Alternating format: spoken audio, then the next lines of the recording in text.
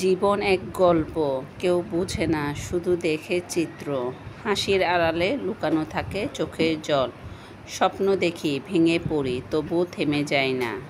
জীবনের গল্পটা সহজ হলে সবাই নায়ক হতে পারত। যেখানে কষ্ট সেখানেই গল্প। ভাঙা মনে সবচেয়ে সুন্দর গল্প জন্ম নেয়।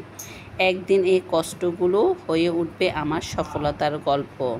জীবন শেখায় কে আপন আর কে অভিনয় করে। কষ্টের পাতায় লেখা জীবনের গল্পটাই সবচেয়ে সত্যি। সবাই বলে ভালো আছি, কিন্তু সত্যি কি সবাই ভালো থাকে? আসসালামু আলাইকুম, কেমন আছেন সবাই?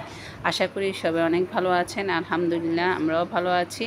আজকে একটি নতুন ব্লগ ভিডিও আপনাদের সাথে শেয়ার করছি। আশা করি আজকের ভিডিওটি ভালো লাগবে।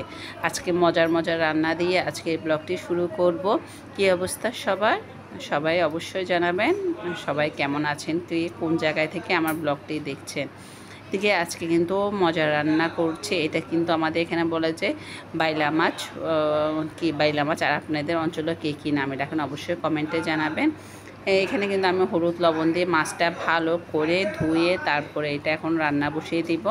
আসলে মাছ রান্না কিন্তু খুবই ইজি, এটা দেখানোর কিছু নেই। এখানে কিন্তু আমি শুটকি দিয়ে আমি কাঁঠালের বিচি রান্না করব। সেটা কিন্তু আপনাদের ভাইয়ের খুবই পছন্দ, যার কারণে আজকে আর বেশি কিছু রান্না করব না। আর বাসায় গরু মাংস ছিল, সেটা একটু জাল করে নেব। এই তো আজকে রান্না বান্না সিম্পলের মধ্যে খুবই মজার খাবার। এটা আসলে আমাদের সবারই খুব পছন্দ। বাচ্চাদের জন্য গরু মাংস এটা রান্না করেছি। আর এখানে কাঁঠালে বিছিয়ে দিয়ে শুটকি, এটা হলে তো আপনাদের ভাইয়ার আর কিছুই লাগবে না। খুবই পছন্দের একটা তরকারি বলা যায়। যাই হোক, এখানে চিটাগাংয়ের মানুষেরা বেশিরভাগ শুটকি খায়, যার কারণে আমিও শুটকির তরকারিটাই বেশি রান্না করি। আসলে জীবন কারোর জন্য থেমে থাকে না, জীবনের গতিতে চলতে থাকে। মানুষ পাল্টে যায় কিন্তু সময় রয়ে যায়। এদিকে আমি কিন্তু কাঁঠালে বিচি খুবই মজার করে রান্না করছি। এখানে কিন্তু আমি টমেটো দিয়েছি, কাঁচামরিচ সব কিছু একসাথে দিয়ে রান্না করেছি। আর এখানে কিন্তু ফ্রিজে গরু মাংস ছিল, সেটা একটু জাল করে নিচ্ছি, যেহেতু বাচ্চারা এগুলো খাবে না। তো আমার ছেলে তো চিকেন ছাড়া খেতে চায় না, তো ওকে বুঝিয়ে শুনিয়ে আজকে গরু মাংস খাওয়াবো।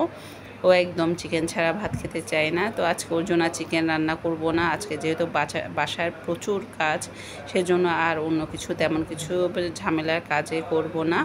চিকেন রান্না করে সেটা আবার অনেক টাইমের ব্যাপার। তো আজকে সিম্পল দিয়ে খাবারটা সেরে নিব। শুক্রবারের ব্লগ কেমন হয়েছে অবশ্যই কমেন্টে জানাবেন। সবাই ভালো থাকবেন, সুস্থ থাকবেন, আমাদের জন্য দোয়া করবেন। আর আমার ভিডিও যদি ভালো লেগে থাকে অবশ্যই শেয়ার করতে ভুলবেন না। আসসালামু আলাইকুম।